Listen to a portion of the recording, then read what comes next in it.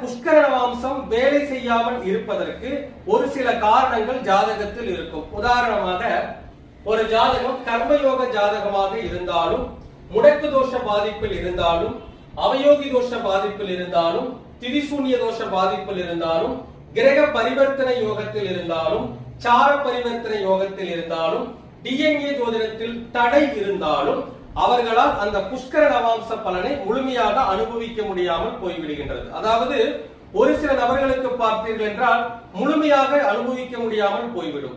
ஒரு சில நபர்களுக்கு அனுபவிப்பார்கள், ஆனால் முழுமையாக, உதாரணமாக ஒரு வருடத்தில் ஒரு 50 லட்சம் ரூபாய் சம்பாதிக்க வேண்டிய யோகம் இருக்கின்ற பொழுது ஒரு சில தடைகள், இது போன்ற ஒரு சில தடைகள் இருக்கின்ற பொழுது ஒரு 10 லட்சம் அல்லது 20 லட்சம் இது போன்ற சம்பாத்தியத்தை தான் பெறுவார்கள். ஒரு சில நபர்களால் முழுமையாக பெற முடியாமல் போய்விடும். ஆக இப்படிப்பட்ட சூழ்நிலைகளுக்கு காரணம் என்ன? ஜாதக